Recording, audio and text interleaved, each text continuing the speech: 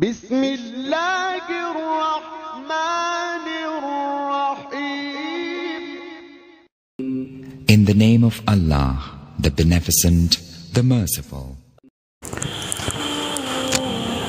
Bismillahirrahmanirrahim. Alhamdulillahi wa kafa wa salamun ala ibadihi alladhina istafa amma ba'd.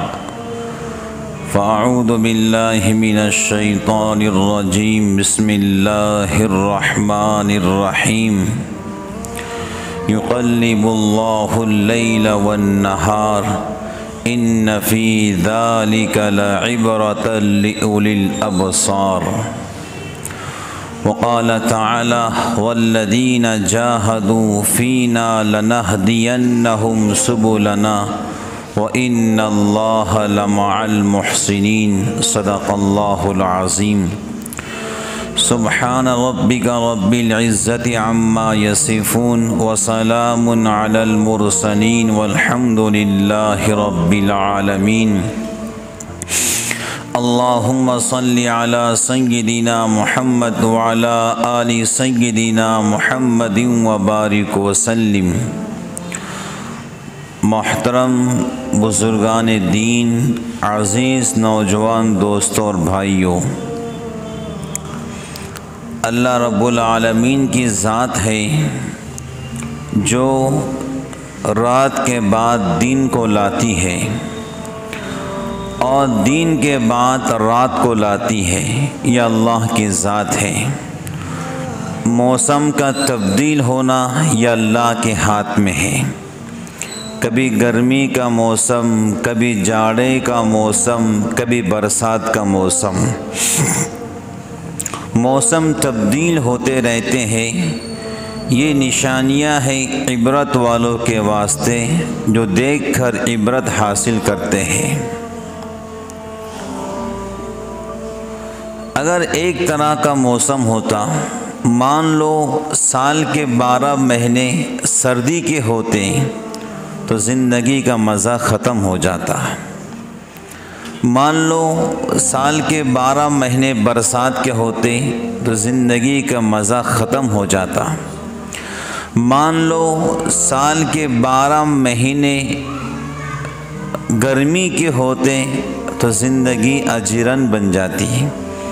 अल्लाह ताला ने मुख्तलिफ मौसम बनाए हैं, गर्मी, सर्दी, बहार, ख़ज़ा, बरसात। ये मुख्तलिफ मौसम बनाकर अल्लाह ताला ने इंसान और इंसानियत को एक खूबसूरत ज़िंदगी अता फरमाई है। तो इंसान मौसम को देखकर ही पहचान सकता है कि इन मौसम को तब्दील करने वाली कोई ज़ात है जो हम सब के महबूब अल्लाह रब्बुल आलमीन है।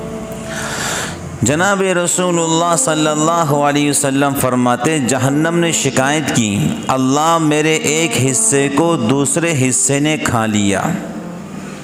ये जहन्नम की शिकायत, ए अल्लाह मेरे एक हिस्से को दूसरे हिस्से ने खा लिया। तो अल्लाह ताला ने जहन्नम को 2 सांस की इजाज़त दी। अल्लाह ताला ने जहन्नम को 2 सांस की इजाज़त दी। जब जहन्नम सांस लेती है तो सर्दी बढ़ती है, जब सांस को छोड़ती है तो गर्मी बढ़ती है। और कुरान कहता है ला यरौना फीहा शम्सन वला ज़महरीरा। जो बंदे जन्नत में जाएंगे तो इतनी सर्दी नहीं होंगी परेशान हो जाए, जन्नत में जाएंगे इतनी गर्मी नहीं होंगी कि परेशान हो जाए। जन्नत का मिजाज मोतदिल होगा। तो जाड़े का मौसम अहले ईमान के लिए बहुत खैर और बरक़ात का होता है। जाड़े का मौसम यानी सर्दी का मौसम अहले ईमान के लिए बहुत बाबरकत होता है। जनाब रसूलुल्लाह सल्लल्लाहु अलैहि वसल्लम ने फरमाया, जाड़े का मौसम अहले ईमान के लिए बहार लेकर आता है। मैं जहाँ पर भी जाड़ा इस्तेमाल करूँगा समझ लेना सर्दी का मौसम जो चल रहा है। तो तो सर्दी का मौसम हुजूर फरमाते हैं बहार को लेकर आता है। और हज़रत अब्दुल्ला इब्न मसूद फरमाते हैं सर्दी का मौसम बरकतों को लेकर आता है। हुजूर नबी करीम सरकार दो आलम जनाब रसूलुल्लाह सल्लल्लाहु अलैहि वसल्लम फरमाते हैं मेरी उम्मत जाड़े का मौसम बरकतों को और बहार को लेकर आता है। इसकी रातें लंबी होती हैं, दिन छोटा होता है। मेरी उम्मत तुम जाड़े के मौसम में तहज्जुद की नमाज़ पढ़ो, तुम सर्दी के मौसम में तहज्जुद की नमाज़ पढ़ो, रात बहुत लंबी होती है। और तुम इसके दिन के रोज़े रखो, दिन बहुत छोटा होता है, थकान भी नहीं होती। सर्दी वाला दिन, ठंड वाला दिन, और इसमें जो बंदा रोज़ा रखेगा उसको रोज़े की थकावट महसूस तो नहीं होगी, लेकिन अल्लाह के पास उसको अजर ज़रूर मिलेगा।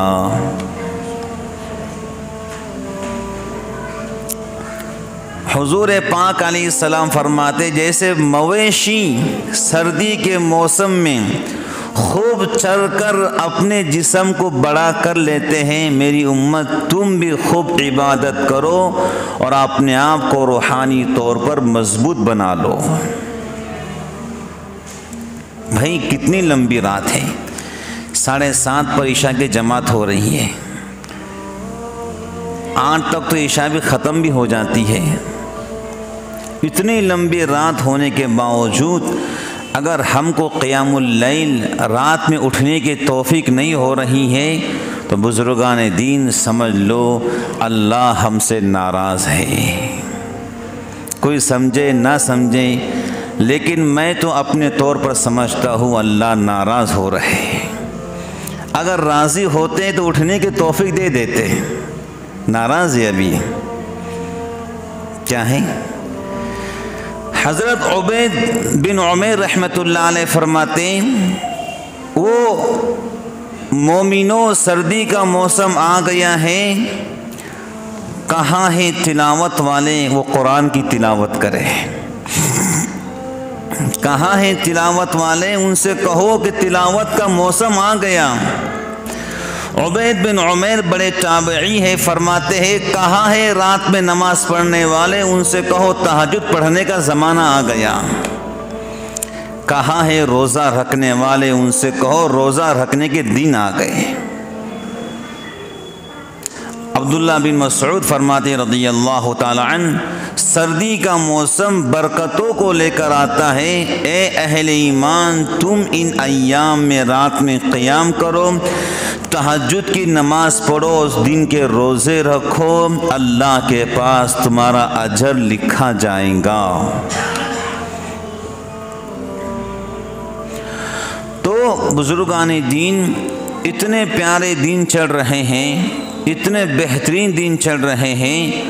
अल्लाह के रसूल सल्लल्लाहु अलैहि वसल्लम ने फरमाया अल्लाह ताला अहले ईमान को वो जन्नत देगा, अहले ईमान को वो जन्नत देगा कि लोग बाहर से देखेंगे तो शीशे के अंदर से जन्नत नज़र आएंगी, और जब लोग जन्नत के लोग उस शीशे में से बाहर को देखेंगे तो बाहर के लोग नज़र आएंगे। देहाती सहाबी ने पूछा हज़रत ये किसको मिलेगा? सवाल किया इतनी खूबसूरत बेहतरीन आलीशान जन्नत किसको मिलेंगी जो शीशे के बनी होंगी, बाहर से अंदर का सब नज़र आएगा, अंदर से बाहर का सब। हज़रत ने फरमाया नंबर 1 नरम गुफ्तगू करने वाले, नरम गुफ्तगू करने वाले।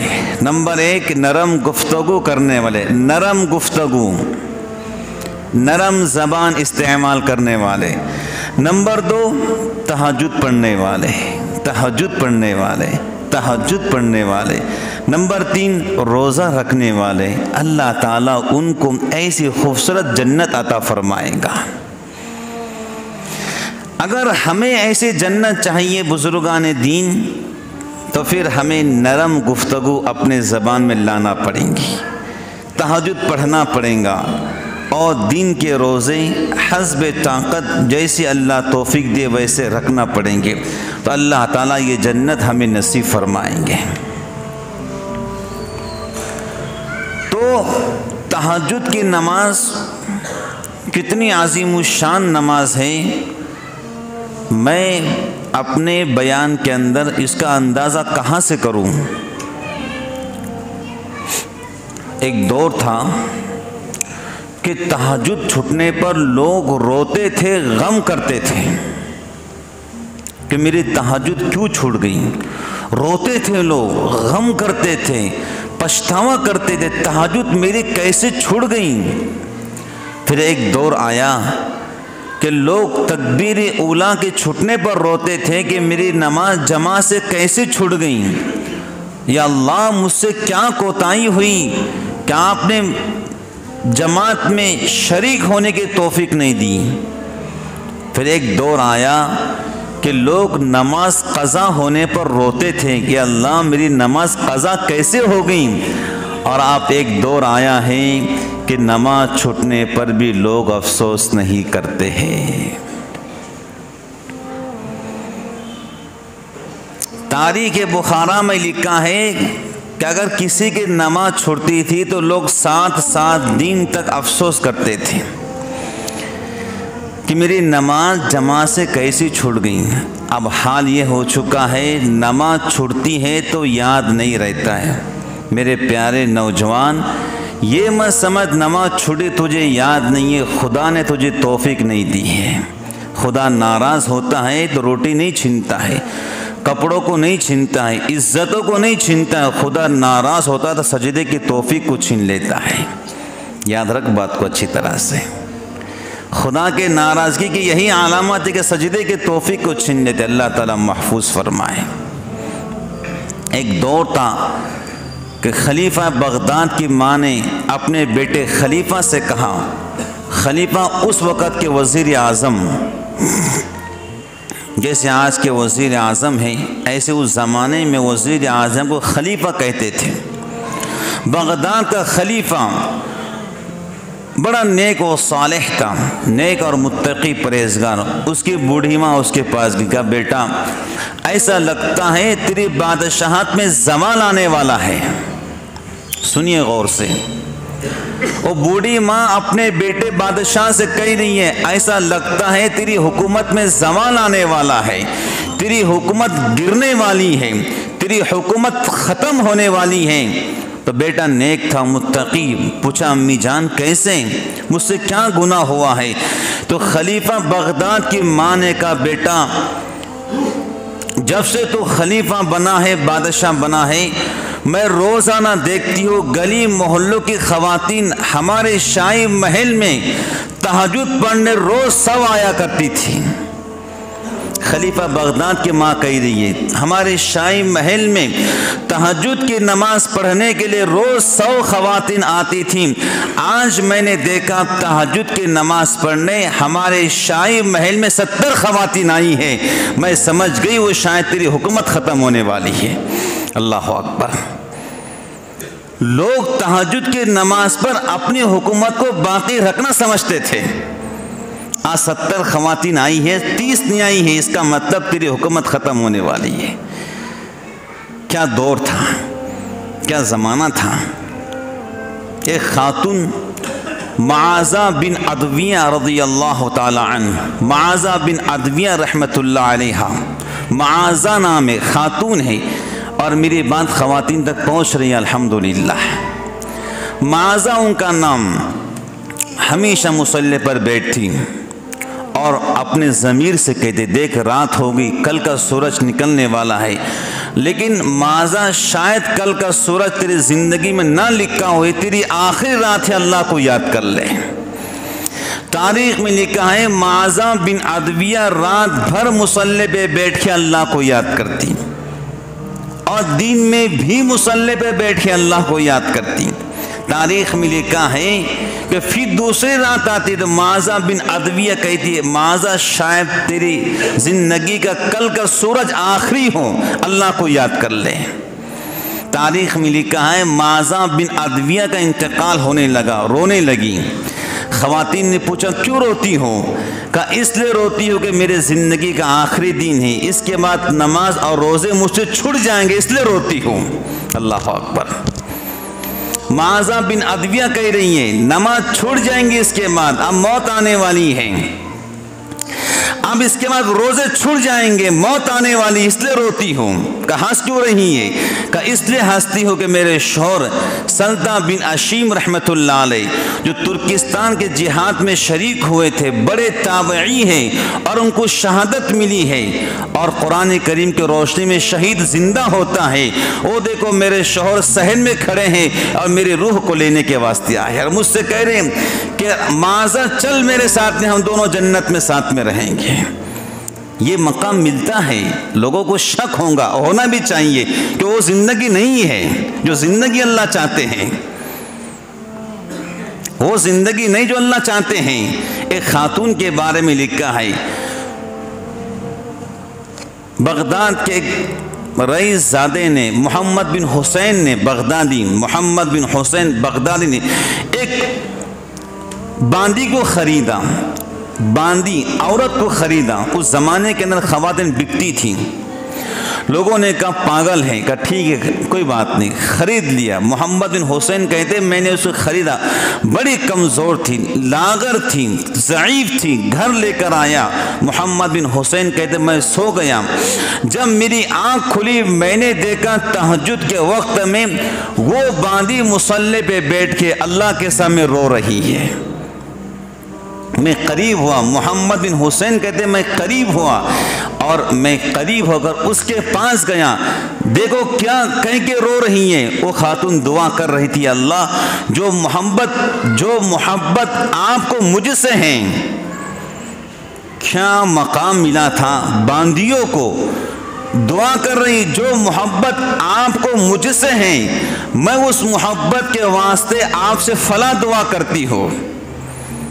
क्या ताल्लुक़ था अल्लाह ताला से, जो मोहब्बत आपको मुझसे है उस मोहब्बत के वास्ते आपसे दुआ करती हूँ। मोहम्मद बिन हुसैन बगदादी कहते मैंने कहा खातून ऐसी दुआ मत करना, ये दुआ कर जो मोहब्बत मुझे तुझसे है।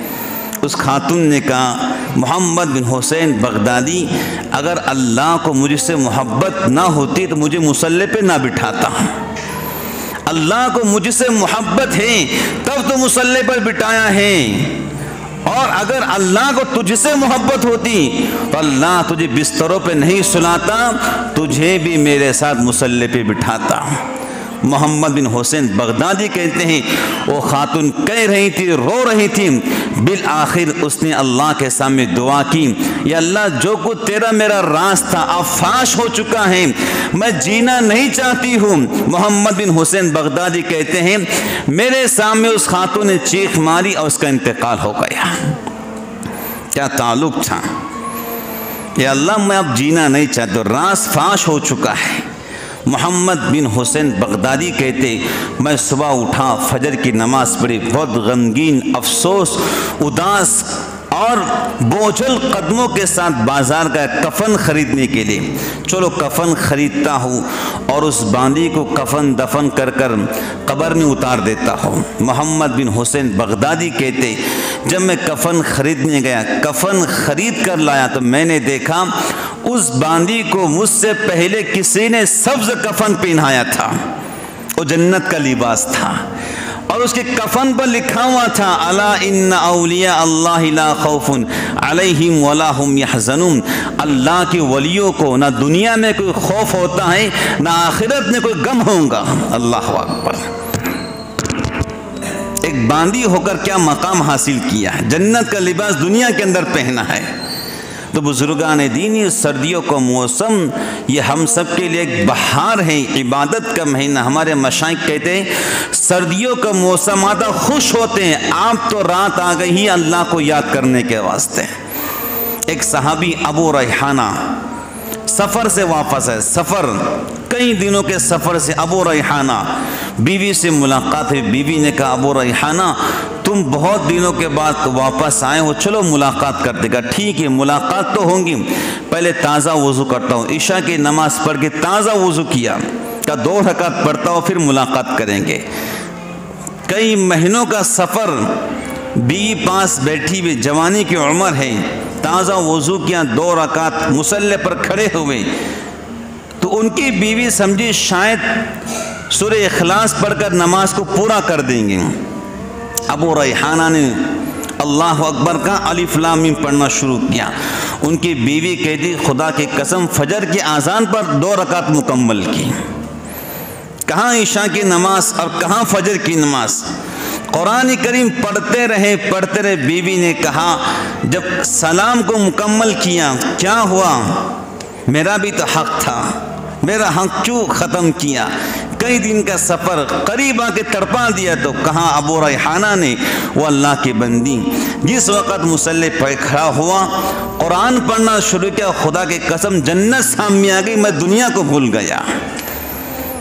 क्या मकाम मिला हुआ था, इबादत के ज़रिए, तिलावत के ज़रिए किस मकाम पर पहुँच गए थे कि मैंने तिलावत शुरू की, जन्नत सामने आ गई, दुनिया को भूल गया। बताइए क्या हमारा हाल ऐसा है? हम तो एक पारा पढ़ नहीं पाते, कुरान पाक को खोल नहीं पाते हैं, कुरान पाक की धूल पोंछ नहीं पाते। आज ये हमारा हाल बन चुका है। अखबारात तो हम रोज़ खोलते हैं, लेकिन रोज़ घर में कुरान नहीं खुलता। मोबाइल तो घर में रोज़ खुलता है, कुरान पाक घर में रोज़ नहीं खुलता है। आप पढ़ने वालों ने कुरान कितना पढ़ा है? उस्मान गनी रदी अल्लाह ताला अन्हु, जिनको नबी ने कई मरतबा कहा, उस्मान तो जन्नत में जाएगा, उस्मान तो जन्नत में जाएगा, उस्मान तो जन्नत में जाएगा। अब्दुर्रहमान बिन तैमी फरमाते, मैंने देखा ईशा की नमाज के बाद हज़रत उस्मान गनी रदी अल्लाह अन्हु तशरीफ़ लाए मस्जिद में, जूता उतारा और जूता साइड में रखा और नमाज की नीयत बांधी। अब्दुर्रहमान बिन तैमी कहते, मैं पीछे खड़ा हुआ, देखिए उस्मान कितना कुरान पढ़ता है। तो सूरह फातिहा मुकम्मल की, अलिफ लाम मीम पढ़ना शुरू किया। अब्दुर्रहमान बिन तैमी कहते, मैं समझा कि सूरह बकरा पर रकात मुकम्मल हो जाएंगी। सूरह बकरा भी गई, आले इमरान भी गई, सूरह निसा भी गई, माइदा भी गई, अनआम भी गई। सूरत पढ़ते रहे। अब्दुर्रहमान बिन तैमी कहते कि एक रकात के अंदर हज़रत उस्मान गनी ने पूरा कुरान मुकम्मल किया। वन्नास पे जाकर एक रकात मुकम्मल की। वन्नास पर कुल आऊज़ु बिरब्बिन नास मिनल जिन्नति वन्नास पर एक रकात मुकम्मल की। क्या कुरान से इश्क था, क्या कुरान से मोहब्बत थी। अरे भाई, जो जिनकी सोहबत में रहेगा उसके असरात पड़ेंगे। उनको सोहबत मिली थी जनाब रसूलुल्लाह सल्लल्लाहु अलैहि वसल्लम की, जो साहिब कुरान है, जो आशिक कुरान है, उनकी सोहबत मिली थी। अल्लाह ने सहाबा को वैसा बना दिया था। हुजूर नबी पाक अलैहिस्सलाम के बारे में लिखा है, हज़रत हुज़ैफा फरमाते, 4 रकात में 4 सूरतें पढ़ी तहज्जुद की। कितनी रकातें? तहज्जुद के 4 रकात में 4 सूरतें पढ़ी। सूरह बकरा, सूरह आली इमरान, सूरह निसा, सूरह माइदा, 6.25 पारे तहज्जुद में 4 रकात। तहज्जुद के 4 रकात में 6.25 पारे पढ़े। 6.25 पारे तहज्जुद के 4 रकात में। और इमाम हसन फरमाते कि नाना जान जब नमाज पढ़ते थे, जितनी लंबी क़िरात करते उतना लंबा रुकू करते थे, उतना लंबा क़ियाम करते थे, उतना लंबा सजदा करते थे। और आपके मुबारक पैर ज़्यादा खड़े होने की तरफ से सूझ जाया करते थे। आपके मुबारक पैर ज़्यादा खड़ा होने की तरफ से सूझ जाया करते थे। अंदाज़ा करो, जनाब रसूलुल्लाह सल्लल्लाहु अलैहि वसल्लम गुनाहों से पाक व साफ़ है, गुनाहों से मासूम है, उसके बावजूद इतना ज़्यादा अल्लाह को याद करते थे। कुरान करीम आपके बारे में कहता है कि अल्लाह ने आपके पिछले अगले तमाम गुनाहों को माफ़ कर दिया है। अम्मी आयशा ने कहा, हुजूर अल्लाह ने आपके सारे गुनाहों को माफ़ कर दिया, फिर भी कहा आयशा मैं अल्लाह का शुक्रगुजार बंदा बनना चाहता हूँ। मोहतरम बुजुर्गान दीन, करने वालों ने कितना किया है, नहीं करने वाले वही शक के अंदर पड़ गए, होता कि नहीं होता है। सईद बिन जुबैर के बाद अब्दुल्ला बिन जुबैर के बारे में लिखा है, ईशा की नमाज पढ़कर कभी ये कहते अब्दुल्ला आज की रात क़ियाम की रात है, पूरी रात क़ियाम में खड़े होते। कभी कहते अब्दुल्ला आज की रात रुकू की रात है, पूरी रात रुकू करते थे। और कभी कहते अब्दुल्ला आज की रात सजदे की रात है, पूरी रात अब्दुल्ला बिन जुबैर सजदे में गुजारते थे। क्या इश्क था और क्या मोहब्बत थी अल्लाह करीम की ज़ात आली से उन लोगों को। काश कि वो इश्क के बरसात हम जैसे गुनहगारों की ज़िंदगी पे अल्लाह बरसा दे तो हमारा बेड़ा पार हो जाए। तो मोहतरम बुजुर्गान दीन, अजीज़ नौजवान भाइयों, सर्दी का मौसम, ये मौसम बहार, इबादत का महीना, तहज्जुद पढ़ने का महीना। हदीस शरीफ में आता है 3 लोग होते हैं, अल्लाह फरिश्तों से कहते जाओ, ये तहज्जुद का वक्त है, मेरे ख़ास बंदों का वक्त है, मेरे महबूब बंदों का वक्त है, मैं उनसे राज व नियाज की बातें करना चाहता हूँ। तो आपने देखा होगा बहुत सारे लोग रात भर जगते हैं, रात भर गप्पा चप्पा लगाते, कोई सियासी बात, ऐसी बातें कर जिसमें कोई हासिल नहीं, बस जिसको जो मिलना था मिल गया, हमें क्या मिला है। ऐसी बात कीजिए जहाँ पर हमारा कुछ दुनिया का दीन का फ़ायदा हो। लोग ऐसी गहमा गहमी बातें रात भर करते जिसमें कोई फ़ायदा, ना घर का फ़ायदा ना खुद का फ़ायदा। तो आपने देखा होगा बहुत सारे लोग बेचारे रात भर जगते हैं लेकिन आइन तहज्जुद का टाइम में सो जाते हैं। अल्लाह कहते फरिश्तों जाओ, ये मेरे ख़ास बंदों का वक्त है, ये उठना भी चाहें इनको उठने मत दो, इनको सुला दो, मेरे ख़ास बंदे इस वक्त उठने वाले हैं, मैं उनसे राज व नियाज की बातें करना चाहता हूँ, वो मुझसे राज व नियाज की बातें करेंगे।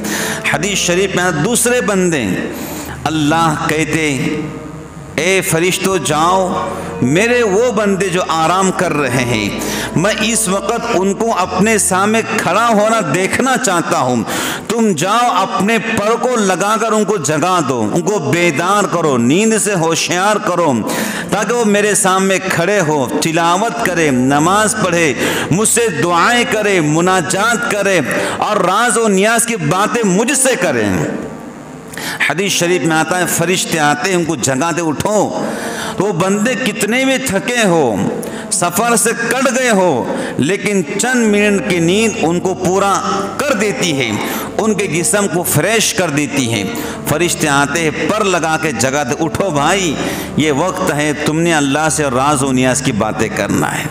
और तीसरे वो बंदे, अल्लाह कहते जाओ फरिश्तों, मेरा वो बंदा तहज्जुद पढ़े ना पढ़े तब भी मेरी निगाह के अंदर वो बंदा महबूब है, वो सोएगा तब भी उसको सवाब दूंगा, वो उठेगा तब भी सवाब दूंगा। उलमा ने लिखा नौमुल उलमा इबादा, उलमा की नींद भी इबादत है।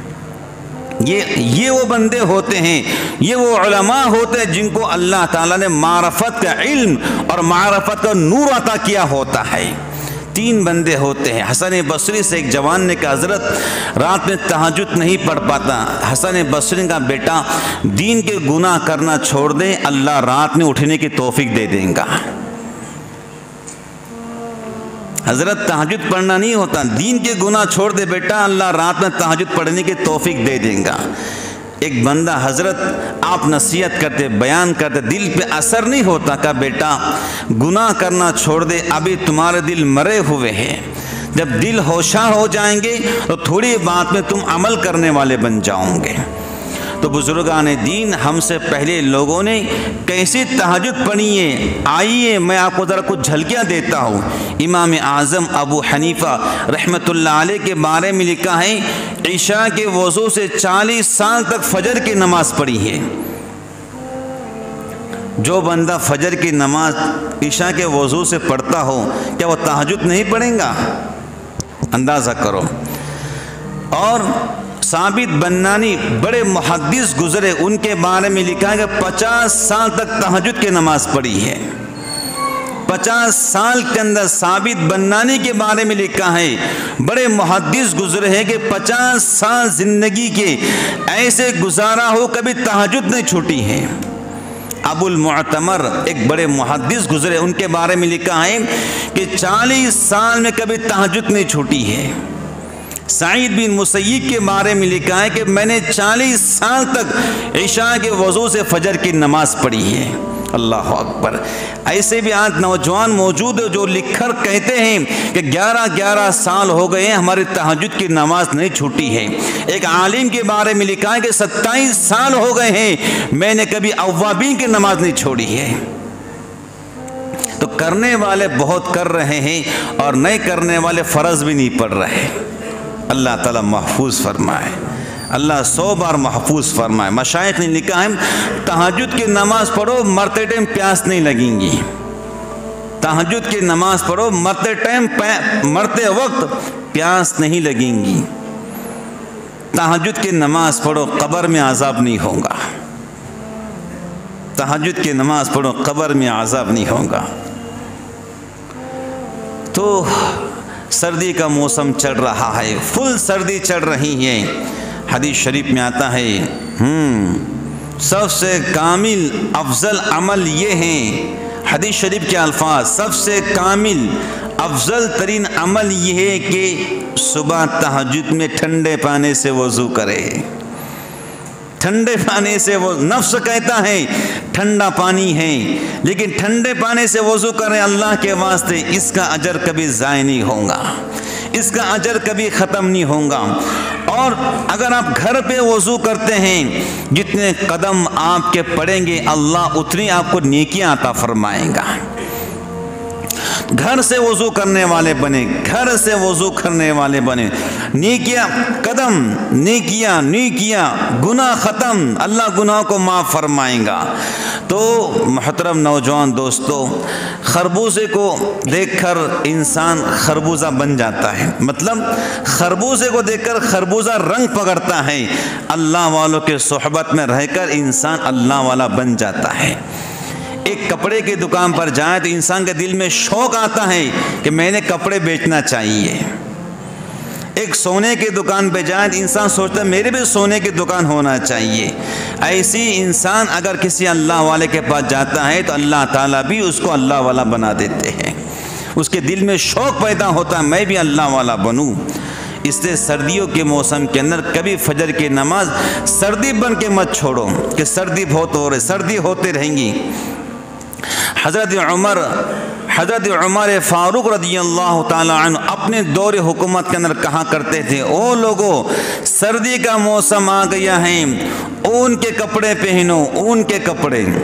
अल्लाह ने कुरान में कहा कि हमने चौपाइयों के अंदर, सूरह नहल में अल्लाह कहते हैं हमने चौपाइयों के अंदर तुम्हारे लिए फ़ायदे रखे हैं, हमने चौपाइयों में तुम्हारे लिए फ़ायदे रखे। क्या फ़ायदे? उनके बालों से ऊन के कपड़े बनते हैं, ऊन के कपड़े जो पहले ज़माने में बहुत चलते थे, ऊन के कपड़े, इससे सर्दी नहीं बचती।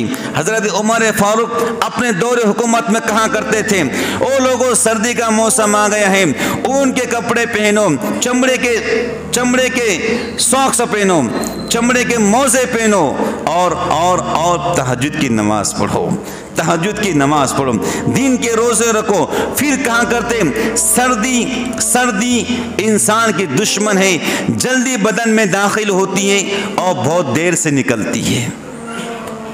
सर्दी का मामूल है जल्दी आती है बदन के अंदर और बहुत देर से बाहर निकलती है। इस वास्ते सर्दी के मौसम के अंदर अगर अल्लाह ने ताकत दी है अच्छे गर्म कपड़े ख़रीदो, इस नियत से कि इंशाअल्लाह मेरा बदन सर्दी से महफूज रहेगा और मैं इंशाअल्लाह नमाज फ़जर पढ़ने मस्जिद में जाऊँगा और बाजमात इंशाअल्लाह फ़जर की नमाज़ पढ़ूँगा। और इस मौसम के अंदर हम सब ने काम करना है। कितने ऐसे लोग हैं जो बेचारे जिनके बदन पर पूरा लिबास भी नहीं होता है, जो फ़कीर और गरीब होते हैं, जो मुहताज होते हैं, जो यतीम और बेसहारा होते हैं, जो सर्दियों के मौसम के अंदर ऐसे बहुत बंदे आपको मिलेंगे, बंदियां मिल जाएंगी जिनके अपने ज़ाती मकान भी नहीं है, फुटपाथ पे सोते हैं, खुले आसमान के नीचे सोते हैं, खुले ज़मीन पर सोते हैं। हमारा फ़र्ज़ बनता है, अल्लाह करीम ने हमको जो कुछ दिया है हम गर्म कपड़े खरीदें और ऐसे बंदों को सर्दी के मौसम में याद रखें। बताओ, सर्दी हो रही है, वो ठटर रहे हैं, वो अकड़ रहे हैं, अगर आपने उन पर गर्म चादर उड़ा दिए, खुदा के कसम उनके ज़ुबान से दुआ निकलेंगी जो दुआ ज़िंदगी भर आपके लिए काम आएंगी। बोला आएंगी या नहीं आएंगी? गर्मी के मौसम में किसी ने ठंडा पानी पिला दिया, इंसान दिल से दुआएं देता है। सर्दी के मौसम के अंदर किसी ने ऐसे बंदे जो गर्म कपड़े खरीद नहीं सकते हैं उनको दिला दिए, तो बताओ वो बंदे कितना आपको दुआ देंगे। कितने ऐसे यतीम बच्चे होंगे जो सर्दी के मौसम में स्वेटर उनके पास नहीं है, कन पट्टी उनके पास नहीं है और गर्म टोपी उनके पास नहीं है। आप अपने बच्चों को लाते वक्त में जो कुछ अल्लाह ने आपको ताकत दी है, ऐसे गरीब और नादार यतीम बच्चों के लेकर आओ और अपने हाथ से उनको पहनाओ। उनको पहनाओगे, उनके चेहरे पर मुस्कुराहट आएंगी, उनकी आंखों में खुशी के आंसू आएंगे और इंशाअल्लाह वो आपको दुआ देने वाले बनेंगे। दुआ लेने वाले बनो, दुआ कराने वाले नहीं, दुआ लेने वाले बनो। दूर बैठा कोई दुआ देता है, दूर बैठा कोई दुआ देता है, मैं डूबने लगता हूँ समंदर उछाल देता है।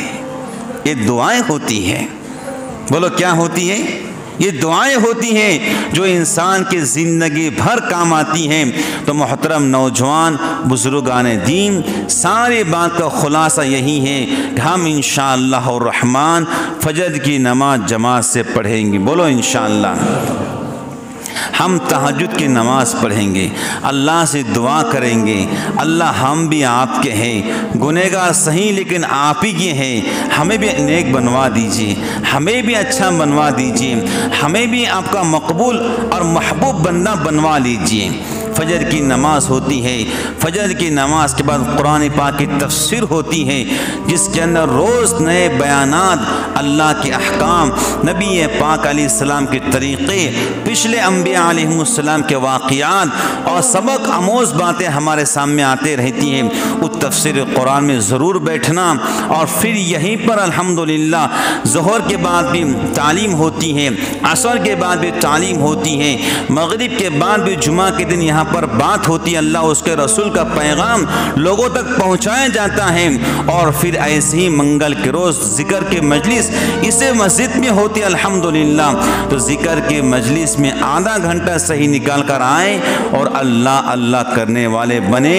जुमा के दिन भी इसी मस्जिद के अंदर फजर के बाद ज़िक्र के मजलिस होती है अल्हम्दुलिल्लाह। उस मस्जिद में शरीक रहे और हर दिन दावत का काम इस मस्जिद के अंदर होता है, उसमें भी जुड़ने की कोशिश करें। ये सारे खैर के काम हैं और ये सारे काम अल्लाह तक इंसानों को पहुंचाते हैं। तो सब करेंगे इंशाअल्लाह। तो हम आखिर में यही दुआ करते हैं, अल्लाह ताला मुझे भी अमल की तौफीक अता फरमाए, आप तमाम भाइयों को, बुज़ुर्गों को, बहनों को, माओं को, जहाँ तक अल्लाह बात पहुँचा रहे सबको अल्लाह अमल की तौफीक अता फरमाए। आमीन सुम्मा आमीन। व आखिरु दावाना अनिल हम्दुलिल्लाहि रब्बिल आलमीन।